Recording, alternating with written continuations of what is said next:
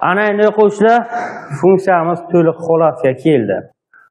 To'liq holatga keldi. Ya'ni y barobar ax kvadrat plus bx plus c funksiya.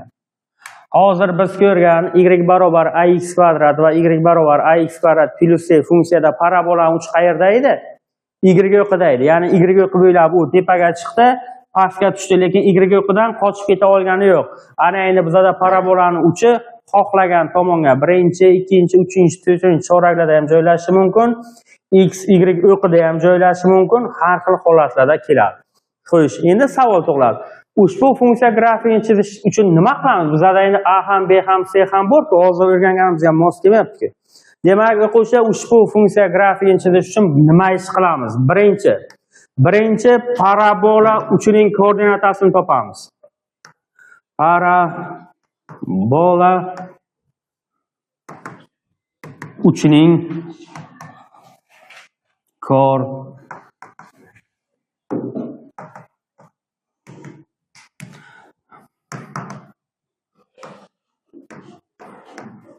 Demak, birinchi parabola uchining koordinatasini topamiz. Ya'ni parabola uchining koordinatasi nima?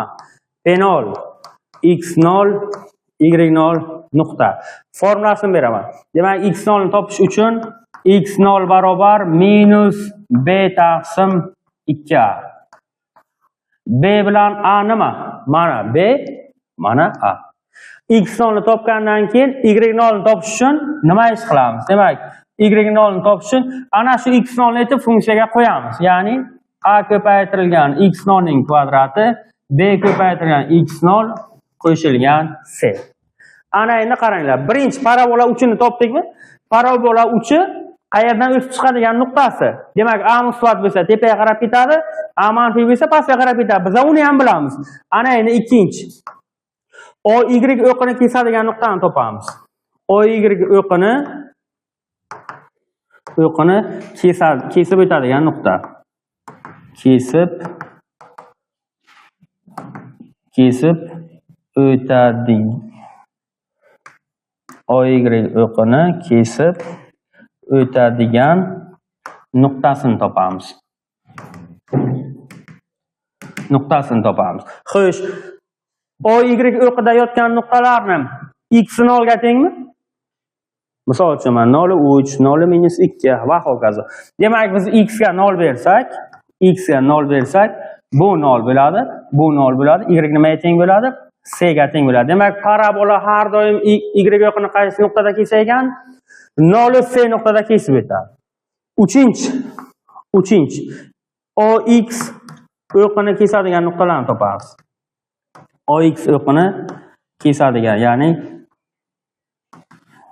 kesadigan nuqtalarni qisqartirib yozdim, nuqtalarni topamiz. Demak, funksiya o x o'qini qaysi nuqtalarda kesib o'tishi mumkin? Faraz qilinglar. Agar grafik ana bu yoki ana bu ko'rinishda bo'lsa, o x o'qini kesmaydi. Ana bu ko'rinishda bo'lsa, misol uchun, ana bu ko'rinishda bo'lsa, u o x o'qi bilan nima qiladi? Bir marta urinib o'tadi, ya'ni bir marta kesishi mumkin. Ana bu ko'rinishda bo'lsa, u o x o'qini 2 marta kesishi mumkin. Demak, o x o'qini kesadigan nuqtalar, x o'qida yotgan nuqtalarni y nimaga teng? 0 ga teng. Demak, y ga 0 beramiz. Ya'ni ax kvadrat plus bx plus c teng 0. Kvadrat tenglamani ishlaymiz. Kvadrat tenglamani yechimi 2 ta bo'lsa nima bo'ladi? X o'qini 2 marta kesadi. Agar yechim bitta bo'lsa nima bo'ladi? U x o'qiga urinadi. Yo yuqoridan kelib, yo pastdan borib urinadi. Agar x kvadrat tenglamasi yechimga ega bo'lmasa-chi, u holda u x o'qini kesmaydi. Yo x o'qidan tepada, yo x o'qidan har doim pastda bo'ladi. Ya'ni ana bu holatda joylashgan bo'ladi. Demak, ana bu funksiyamizni to'liq chizish uchun birinchi navbatda ana bu ishlarni qilib olishimiz kerak. Bundan oson yo'li ham bor. Ya'ni parabola uchining koordinatasi bilan berilgan tenglamasi bor. Endi u ayrim holatda chiroyli chiqadi, ayrim holatlarda mujmalroq bo'ladi. Uni ham ko'rib chiqamiz. Undan oldin, demak, ana bu narsa bilan bitta-ikkita funksiya grafiklari chizib ko'rib chiqamiz sizlar bilan.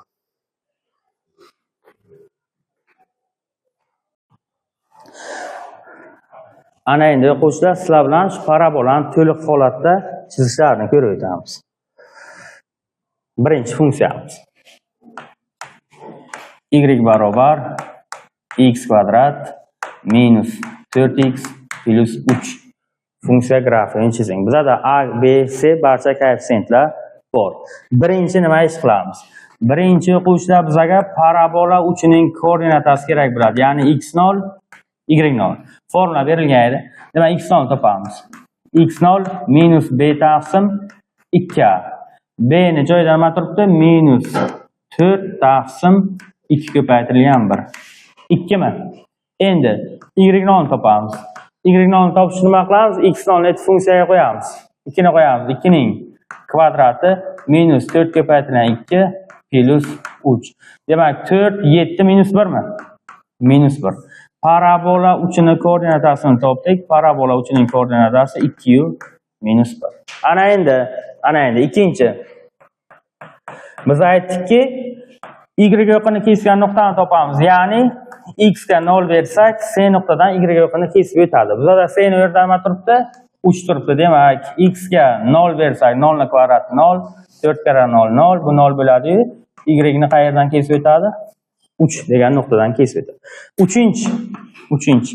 Endi y ga 0 beramiz. Ya'ni 0 barobar x kvadrat minus 4x plus 3. Ya'ni y qachon 0 bo'ladi?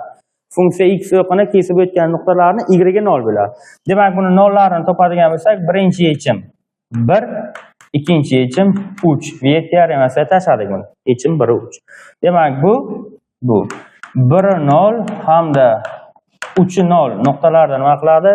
X o'qini kesib o'tadi. Ana endi grafini chizamiz. X o'qi, y o'qi. Parabola uchining koordinatasi 2 minus 1. Demak, ana bu yerni 2 desak, bu yerni minus 1 deymiz. Minus 1 2. Ana shu yerdan o'sib chiqadi.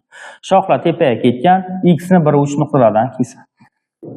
Shoxlar tepaga ketgan. Ana bu x ni 1, ana bu x ni 3, ana bu y o'qini kesgan nuqtasi. Xo'sh, hamma dosiga qarasin.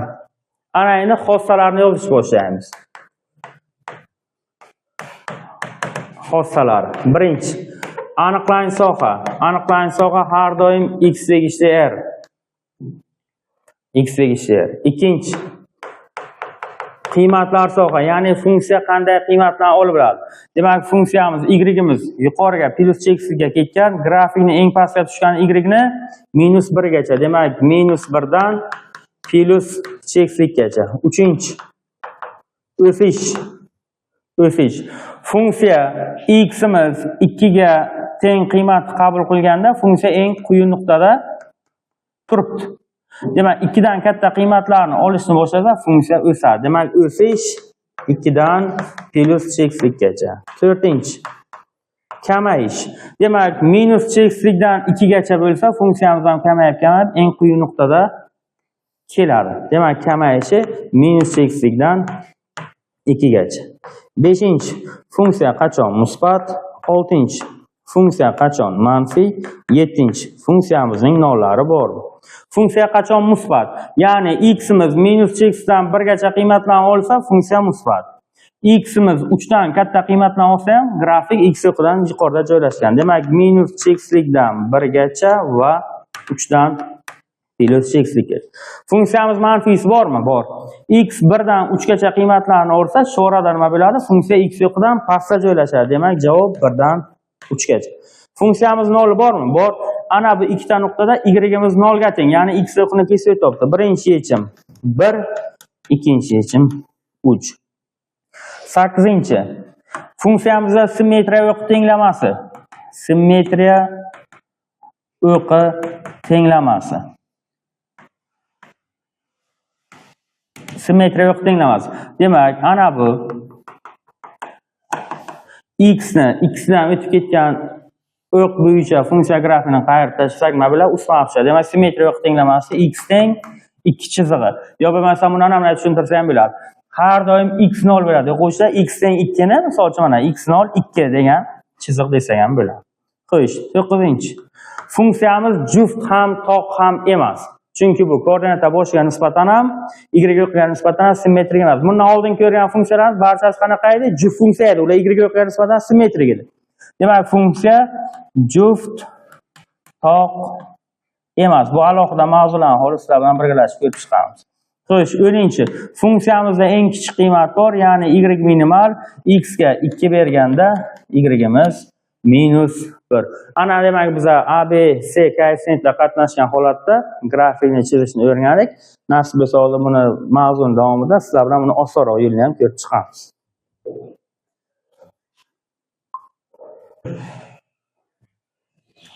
Ana endi o'quvchilar, sizlar bilan navbatdagi funksiyani ko'rib chiqamiz. Ikkinchi funksiya. Y barobar, hozir shoxlar tepaga variant ko'ramiz. Shoxlar pastga bo'lsa ham farq qilmaydi, hammasi bir xil. Demak, y barobar x kvadrat plus 4x plus 4.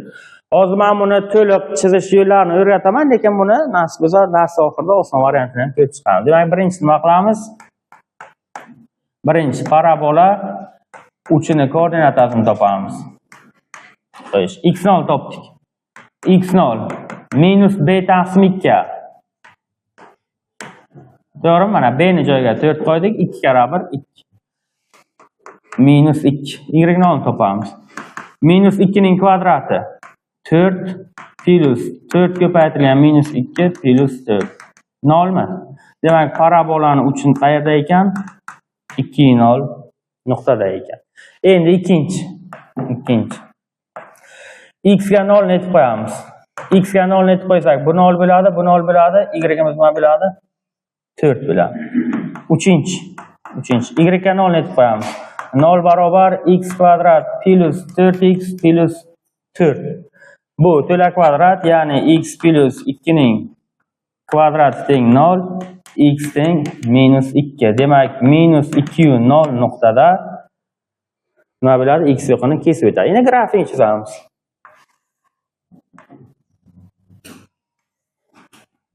X yo'qi, y yo'qi, koordinata bosh.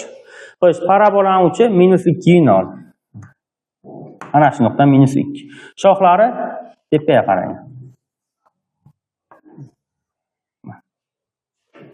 U x yo'qiga nima bo'ldi? Urindi. Demak, o'quvchilar, ana bu funksiyamizning ko'rinishi y barobar x plus 2 ning kvadrati bo'ldi. Agar yechim bitta bo'lsa, o'zana bu yerda kvadrat tenglamada yechim bitta chiqdi-ku. Yechim bitta bo'lsa, ya'ni diskriminant 0 ga teng bo'lsa yoki to'la kvadrat bo'lsa, funksiyaning grafigi nima bo'ladi? X o'qiga urinadi. Ya'ni x o'qi bilan umumiy nuqtasi bitta bo'ladi. Ana bu nuqtamiz nechi? 4 mana. 0 berganda 4 dan kesib o'tadi. Demak, buni ham xossalarini ko'rib chiqamiz. Birinchi. Aniqlanish soha. X tegishli yer har doim. Ikkinchi. Qiymatlar soha. Funksiyani eng pastga tushgani qayerga tushgan? Y o'qining 0 nuqtasiga tushgan. Demak, qiymatlar soha 0 dan plus xgacha. Uchinchi. O'sish.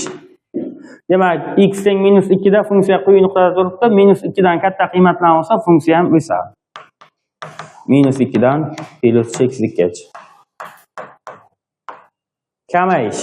Minus x dan minus 2 gacha. Shuni teskarsi. 5-chi. Y katta 0. 6-chi. Y kichik 0. 7-chi. Y teng 0. Funksiya qachon? Musbat. Qarasak, funksiya har doim x yo'qdan tepada turibdi. Har doim musbat. Faqat x teng minus 2 da u nima bo'ldi? 0 bo'ldi. Demak, x minus 2 bo'lmasin. Qolgan vaqt u har doim nima? Musbat. Funksiya qachon manfiy? X yo'qdan pastda grafik bormi? Yo'q.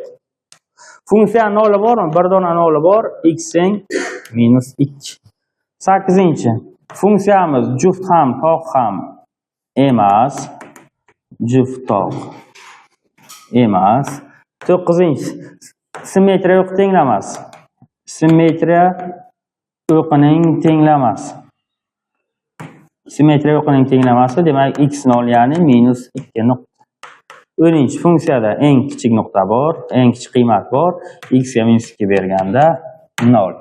Demak, oldingi funksiyamiz x yo'qini 2 marta kesgan edi. Endi bu nima bo'ldi? Bir marta urinib o'tdi va endigi navbatdagi misolimizda nima bo'ladi? X yo'qiga urinmaydi ham, kesmaydigan funksiyani ko'rib chiqamiz. Ana endi sizlar bilan birgalikda 3-funksiya, ya'ni x o'qini kesmaydigan funksiyani ko'ramiz. 3. Y barobar x kvadrat plus 2x plus 7. Funksiya grafini chizing, xossalarini ayting. Boshladik. Birinchi.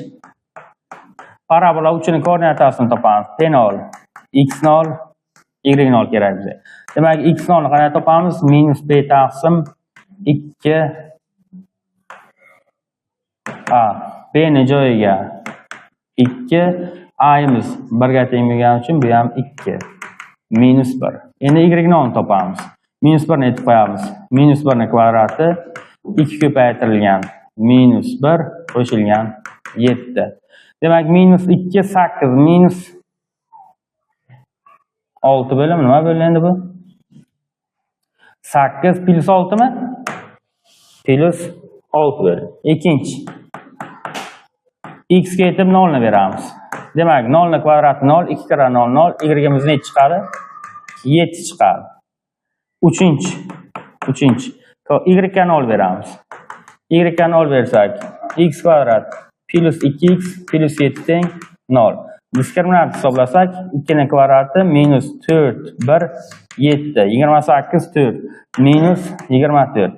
Demak, diskriminant manfiy, tenglama yechimga ega emas. Bu degani x o'qini kesmaydi. Grafini chizamiz. Oynalarni yopib qo'yingda.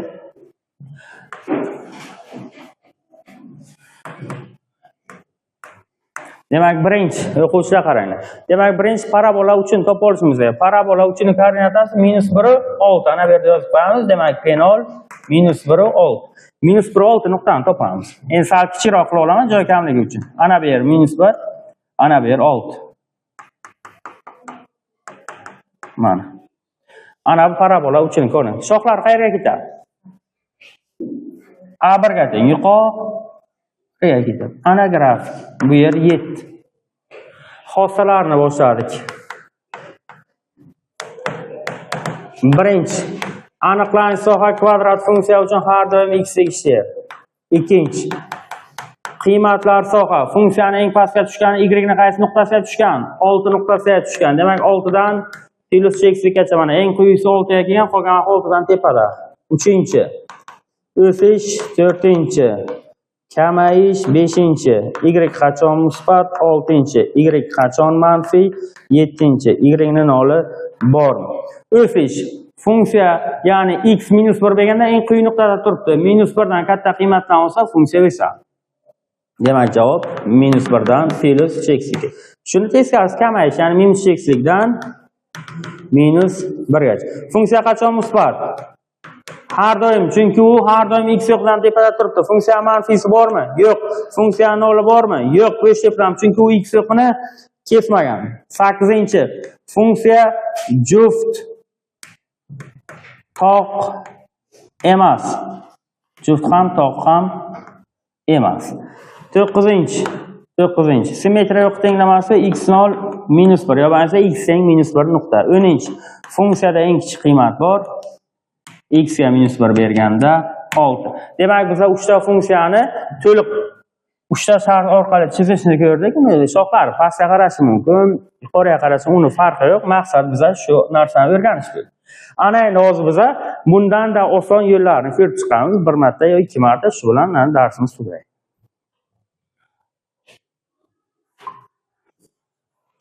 Ana endi o'quvchilar, sizlar bilan grafikni chizishda osonroq yo'llarni ham ko'ramiz. Keyin 4-5 ta grafikda men sizlarga chizib beraman.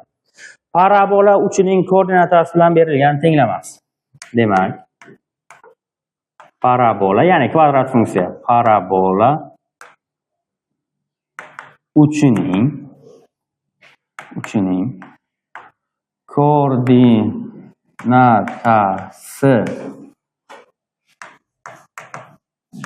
bilan berilgan tenglamasi.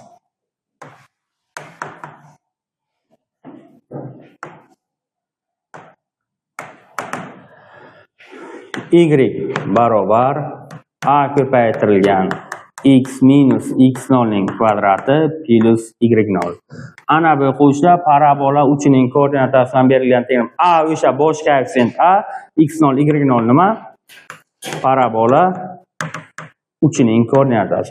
Bu bilan funksiyani chizish ancha osonroq bo'ladi. Ana endi qaranglar, men sizlarga bitta ikkita sherzod misol ko'rib beraman. Birinchi misol. Oddiygina. Y barobar misol uchun x kvadrat plus 2x plus 4. Funksiyaning grafikini chizing deydi. Biz ham buni nima qilishimiz kerak? Biz ham buni parabola uchining koordinatasidan berilgan tenglamasiga o'xshatishimiz kerak. Ya'ni y barobar x kvadrat plus 2x plus 1 plus 3. Ana bu to'la kvadratni beradi. To'la kvadrat beradi. Demak y barobar x plus 1 ning kvadrati plus 3. Bu yerda a'imiz nimaga teng? 1 ga teng. Ya'ni a 1 ga teng. Demak a musbat parabola shoxlari qayerga? Yuqoriga yo'nalgan. Ikkinchi, penolni topamiz. x0 mana minus x0 nimaga teng? 1 ga teng. Demak x0 nimaga teng? Minus 1 ga teng. y0 ni joyida nima turibdi? 3 turibdi. Ana endi grafikni chizadigan bo'lsak, qaranglar. Koordinatalar o'qi, x o'qi, koordinata boshi, y o'qi. Parabola uchun minus 1 3. Ana bu yer minus 1, ana bu yer 3. Sochman. Shoxlar qayerga ketgan? Yuqoriga. Xossalari o'sha avvalgi funksiyaning xossasi bilan bir xil davom etaveradi. Shoxlar pastga qaragan holatdan bo'ladi, yuqoriga qaragan holatdan bo'ladi, farq qilmaydi. Xo'sh, keyingi funksiyani o'tsam bilan bu osonroq nisbatan. Birinchi, ikkinchi, uchinchidan ko'ra buni chizish osonroq, lekin bu x o'qini yo y o'qini kesadigan bo'lsa, baribir o'sha holatlar bilan topsak bo'laveradi. Ana endi qo'shda navbatdagi misolni ko'rib chiqamiz. Shoxlari pastga qaragan holatdan ko'ramiz. Ikkinchi. Y barobar minus x kvadrat minus 4x. Funksiya grafikini chizing. Xo'sh, demak buni parabola uchining koordinatasidan berilgan tenglamasiga o'xshatishimiz kerak. Minusni chiqarib olsak, x plus 2 ning kvadrati deymiz. Mana minus oldinga chiqdi. Buni ochib chiqsak, birinchi sonning kvadrati x kvadrat minusdan chiqadi. Ikkalasi ko'paytmasi ikkilangani 4x dan minusdan chiqadi. Va ikkinchi sonning kvadrati 4, bu bilan minus 4. Bu yerga nima qo'yamiz? Plus 4 qo'yamiz. To'g'ri bo'lim? Xo'sh, parabola uchini aniqlaymiz. Penol. Minus 2 4. A'imiz nimaga teng? Minus 1 ga teng. Penolni qanday aniqlagan bilasizlar? Chunki bu yerda minus x0 bor edi-ku. Ya'ni y barobar a ko'paytirilgan x minus x0 ning kvadrati plus y0 edi. Ana shundan minus x0 plus 2 x0 minus 2 degan bildik. Ana endi grafikni chizamiz. X o'qi, y o'qi. Birinchi parabola uchining koordinatasi topamiz. Minus 2 4. Ana bu yer minus 2, ana bu yer 4. Ana shu yerdan parabola o'sib chiqadi. Shoxlari qayerga ketgan? Pastga ketgan. X ga 0 bersak, 0 ning kvadrati 0, 4 kara 0 0. Demak bu qayerdan o'tar ekan? A nuqtadan o'tar ekan.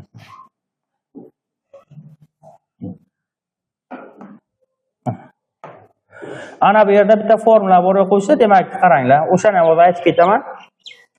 Bu A nuqtada x o'qini kesdi va yana bitta nuqtada kesdi. Bu nuqta nechi? Bu uchun 0 ga tenglashtirish kerak. Minus x kvadrat minus 4x teng 0. Demak x kvadrat plus 4x teng 0. X ni chiqarsak x plus 4 teng 0. Demak birinchi yechimimiz 0. Ikkinchi yechimimiz nima? Minus 4. Demak ana bu nuqtamiz minus 4. Ana endi qo'shsa bizda variantlar grafik beradi. Hozir u holatni ham beramiz. Yana bitta formula berib ketaman. x0 x1 qo'shilgan x2 taqsim 2. Ana bu formulachi ham bizda grafikdan tenglama topishga kerak bo'ladi. Yana bitta ko'rib chiqamiz. Uchinchi. Y barobar, demak bitta shoxlari tepaga qaragan, bitta pastga qaraganini ko'rdik, urinadiganini ko'ramiz. Minus x kvadrat minus 6x minus 9. Tenglamani grafikini chizing. Demak y barobar minusni chiqarsak x kvadrat plus 6x plus 9, ya'ni minus x plus 3 ning kvadrati bo'ldi. Demak parabolani uchi minus 3 0. Nima uchun? x0 ning joyida minus x0 ning joyida 3 turibdi, y0imiz mavjud emas. Shoxlari pastga qaraydi. minus 3,0 nuqtani topamiz. Ana minus 3,0 nuqta. Shoxlari A manfiy degan uchun pastga ketadi. Y yo'qini qachon kesadi? Minus 9 da. Demak, o'quvchilar bizlarga parabolani chizishda ana bu usul yaxshi. Ya'ni parabola uchining koordinatasi bilan berilgan tenglamasi. Buni 7-sinf qisqa ko'paytirish formulasini yaxshi bilgan o'quvchi darrov tahlab qo'ladi. Yoza olamiz. Ana endi o'quvchilar kvadrat funksiya mavzusi deten variantlarda yo milliy sertifikat variantlarida qaysi holatlarda keladi? Ko'pincha bu milliy sertifikatlarda o'sha integral mavzusida yuzani topishda ko'p ishtirok etadi. Ana endi qarang, bitta misol ko'ramiz.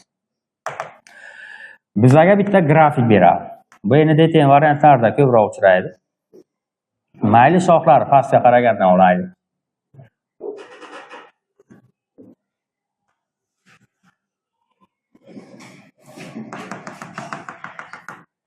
Misol uchun 1 4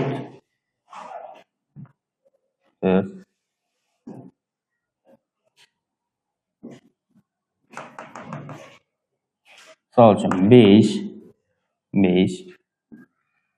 ana shunday ko'rinishda bitta funksiya beradi. Funksiyadan o'quvchilar turli narsalarni so'raydi. Sekin biza har bitta savolni bitta tushuntirib ketaveraman. Hamma qarasi. Birinchi. Xohlagan xossa masala yozdirdim-ku 9 ta, 10 ta, 8 ta. O'sha xossalardan xohlagan bittasini so'rash mumkin. Birinchi. Funksiyaning grafikini berib o'quvchilar aniqlanish sohasini ayting deyish mumkinmi? Ayting deyish mumkin. Demak, funksiya grafikini berib aniqlanish sohasini toping desa biz nima deymiz? X tegishli R. Ya'ni funksiyada uzilish bormi? Yo'q. Bu pastga qarab ketgan, yana chek uzilish yo'q grafikda. Demak, o'quvchilar X tegishli R. Ikkinchi. Shu funksiya grafikini berib qiymatlar sohani so'rash mumkin. Demak, qiymatlar soha funksiya pastga qarab ketgan. Minus cheksizlikdan eng ko'tarilgan joy qayergacha? 5 gacha. Demak, qiymatlar sohani so'rasa, minus cheksizlikdan 5 gacha javob beradi. Uchinchi. O'sish. Shu grafikni beradi, funksiya o'sish oralig'ini toping deydi. Demak, o'sish oralig'i x minus cheksizlikdan 1 gacha qiymatlansa, funksiya o'sib eng yuqori nuqtaga keladi. Demak, o'sishni so'rasam nima bo'lar ekan? Minus cheksizlikdan 1 gacha. To'rtinchi, kamayishni ham so'rash mumkinmi? Kamayish oralig'ini ham toping deb so'rash mumkin. Demak, kamayish oralig'i 1 dan plus cheksizlikgacha.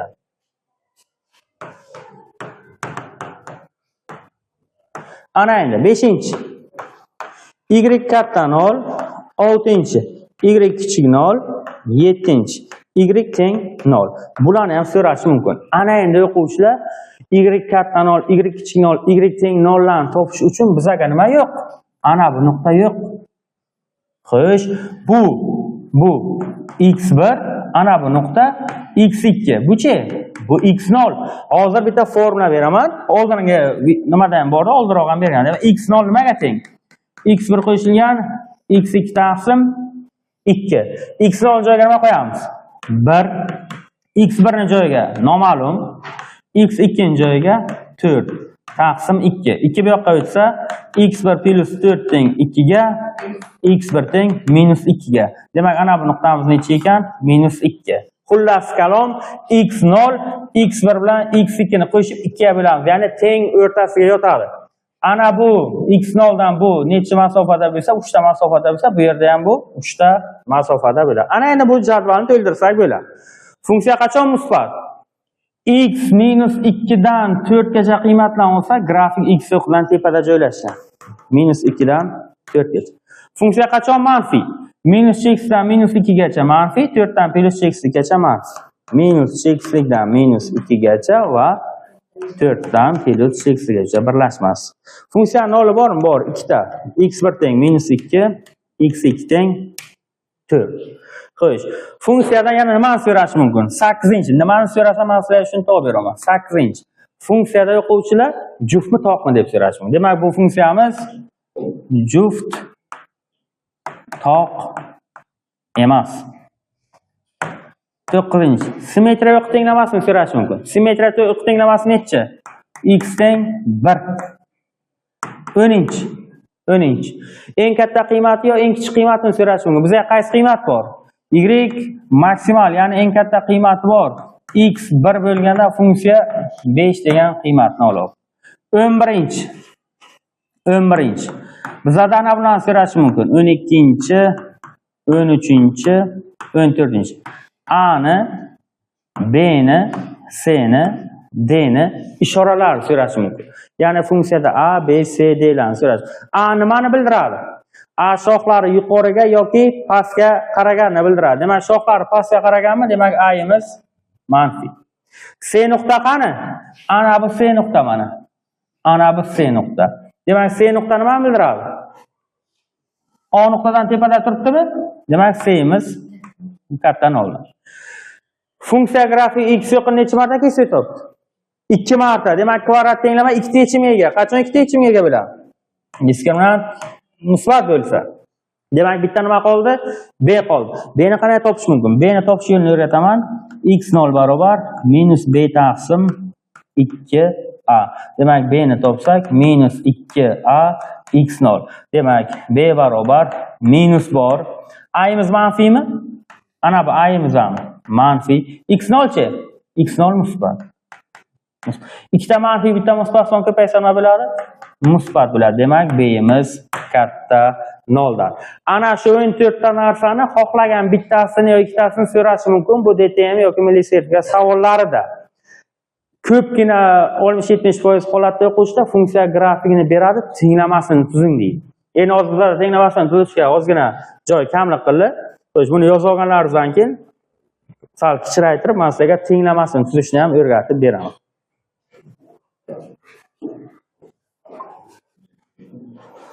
Ana endi o'quvchilar shu parabola tenglamasini tuzib chiqishni o'rganamiz.